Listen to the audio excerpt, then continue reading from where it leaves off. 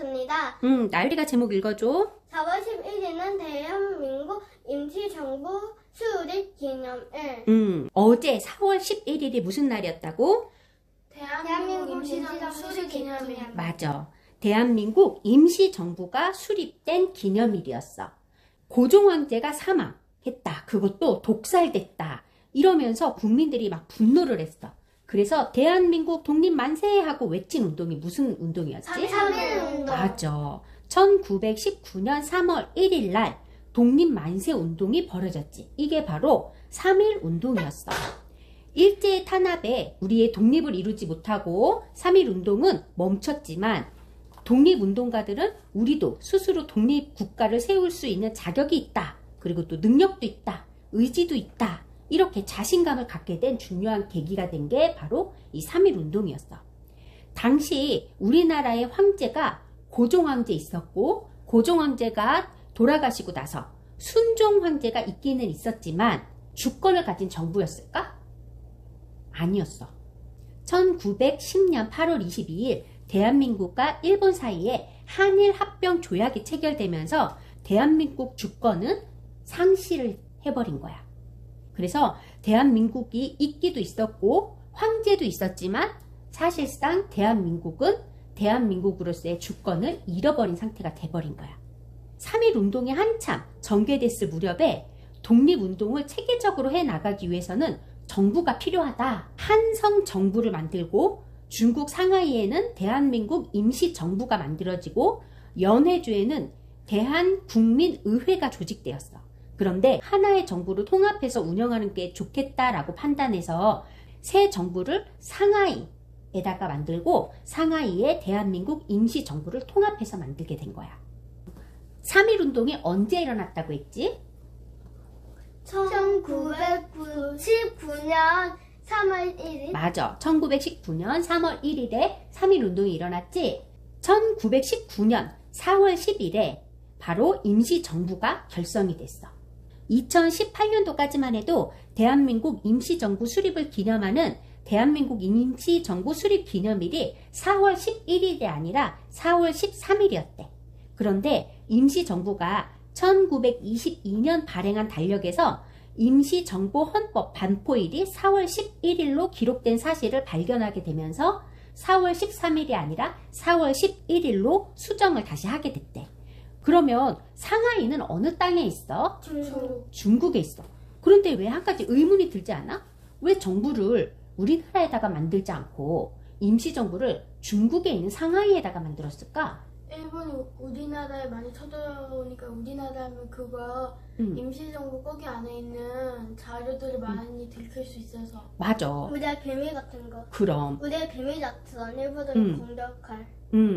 비밀들이 발각이 되기도 쉽고 독립운동가들이 다 체포될 가능성도 있겠지. 그래서 상하이에다 두었는데 그러면 중국의 다른 지역들도 많은데 왜 하필 상하이였을까?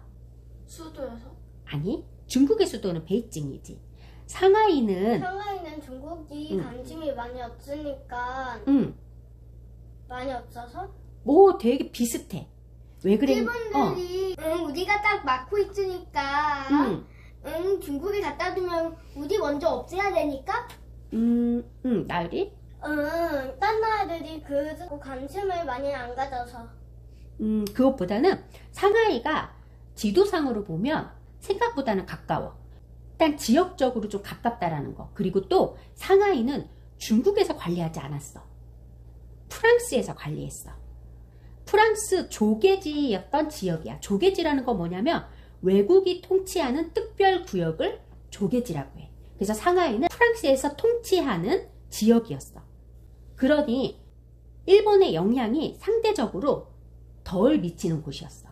그래서 임시정부가 상하이에 거점을 삼은 거는 거리가 비교적 가까워서 우리 고국의 상황에 빠르게 대처할 수 있었고 세계 각국에 공사관이 있어서 외교 활동을 전개하기가 편리했고 또 일제의 영향력이 덜 미쳐서 일제의 압력으로부터 상대적으로 안전했기 때문이야.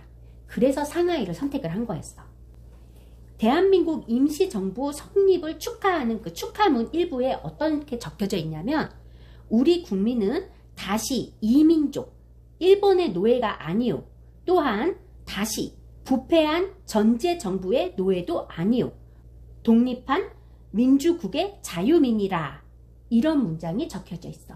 우리는 일본의 식민지도 아니다. 맞아. 우리는 이제 자유민.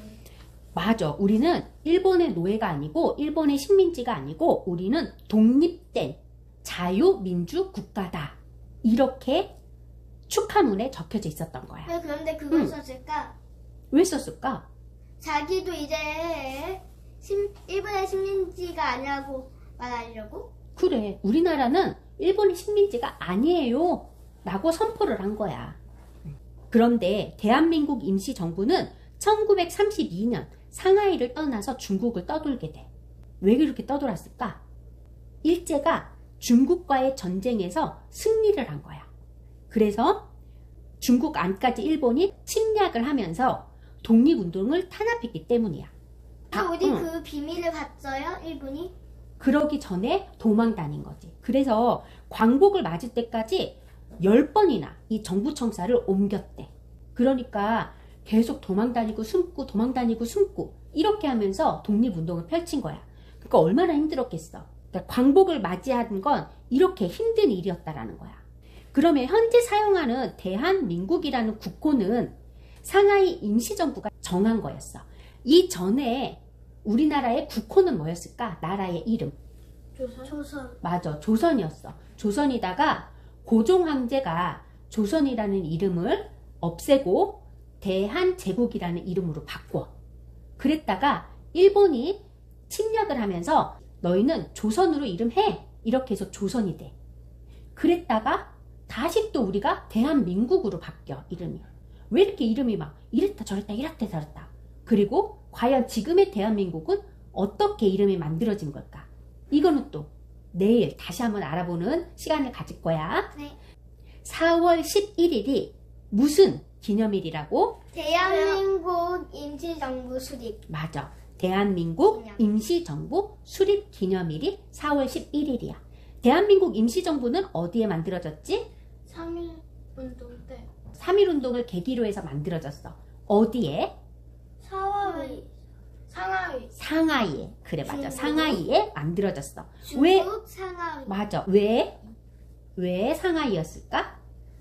상하이를 프랑스가 하고 있어서. 맞아. 상하이는 프랑스의 통치를 받고 있었기 때문에 일본의 영향력이 비교적 덜한 곳이었었고 또 우리나라와 거리가 가까워서 우리나라의 상황에 빠르게 대처할 수 있었고 세계 각국의 공사관들이 있어서 외교 활동을 전개하기가 편리했기 때문에 상하이에다가 임시정부를 만든 거였어. 그래서 오늘은 대한민국 임시정부 수립에 대해서 알아보는 시간을 가졌어. 모두 수고했어요. 구독.